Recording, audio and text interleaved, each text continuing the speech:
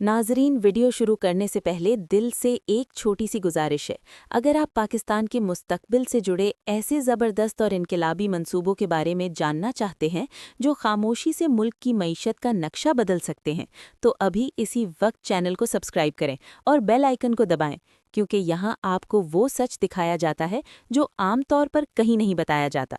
नाजरीन, आज हम एक ऐसे मुनफरिद और दिलचस्प मंसूबे पर बात करने जा रहे हैं जो बज़ाहिर तो एक आम सा कारोबार लगता है, मगर इसकी गहराई में पाकिस्तान की मईशत को आसमान की बुलंदियों तक ले जाने की सलाहियत मौजूद है। ये मंसूबा है पाकिस्तान में लाखों हिरनों की फार्मिंग का। एक ऐसा प्रोजेक्ट जो सुनने में शायद किसी ख्वाब जैसा लगे, मगर हकीकत में ये दुनिया भर में अरबों डॉलर की इंडस्ट्री बन चुका है और अब पाकिस्तान भी इस दौड़ में शामिल होने जा रहा है। पाकिस्तान जो कुदरती वसाइल और बेहतरीन मौसम से मालामाल है, वहाँ रिवायती ज़राअत और जानवर पालने के पुराने तरीकों से हटकर अब non traditional life stock farming की तरफ तेज़ी से तवज्जो दी जा रही है। और इसमें सबसे रोशन सितारा हिरनों की परवरिश यानी डियर फार्मिंग है। इस वक्त मुल्क में हज़ारों की तादाद में छोटे और बड़े पैमाने पर ऐसे फार्म वजूद में आ चुके हैं जहां नायाब नस्ल के हिरन पाले जा रहे हैं।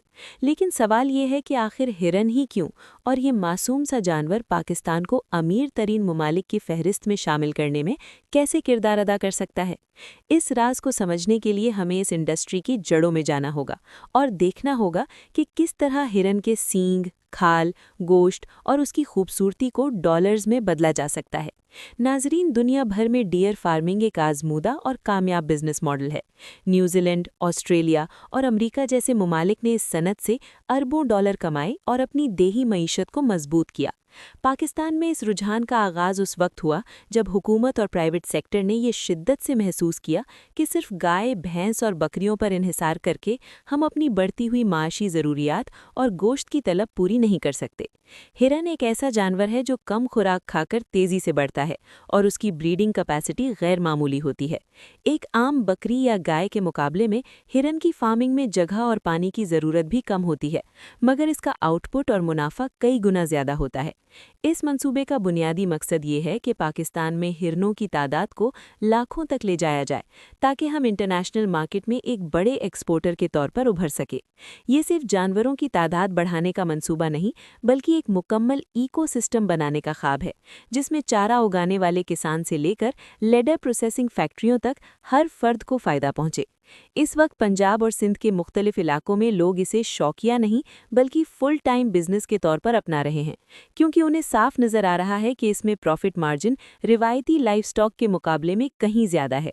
नाजरीन, अब आते हैं उस नुक्ते की तरफ जो सबसे ज़्यादा हैरान कुन और मुनाफा बख्श है, और वो है हिरनों के सींगों से दौलत कमाने का राज। आमतौर पर हमारे यहाँ ये समझा जाता है कि हिरन का सिर्फ गोश्त इस्तेमाल होता है या उसे चिड़ियाघर तक महदूद रखा जाता है, मगर हकीकत इसके बिल्कुल बरक्स है। हिरन के सींग खास तौर पर वेलवेट स्टेज में सोने के भाव फरोख्त होते हैं। वेलवेट एंटलर्स वो नरम सींग होते हैं जो अभी मुकम्मल तौर पर हड्डी में तब्दील नहीं हुए होते और उन पर मखमल जैसी नरम खाल होती है।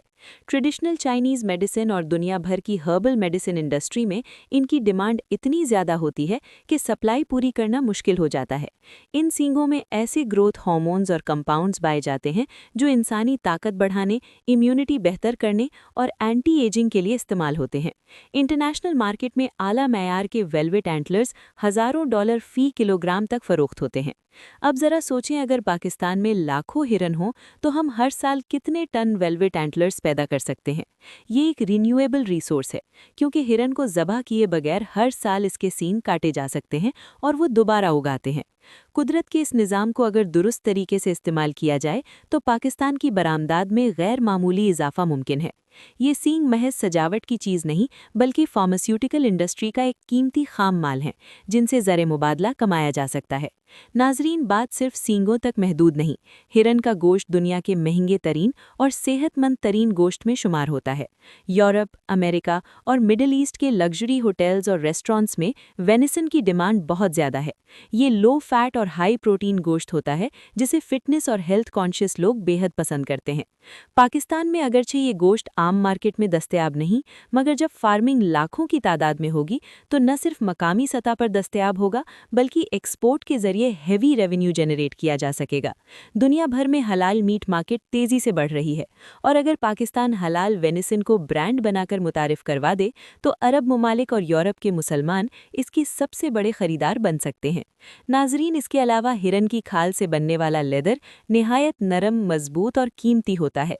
दुनिया के बड़े high and fashion brands Nayab leather इस्तेमाल करते हैं। पाकिस्तान की लेदर इंडस्ट्री पहले ही आलमी सतह पर पहचानी जाती है। अगर इसे हिरन की खाल जैसा प्रीमियम रॉ मटेरियल मिल जाए तो हमारी मसनूआत की वैल्यू कई गुना बढ़ सकती है। इस मंसूबे का एक और पहलू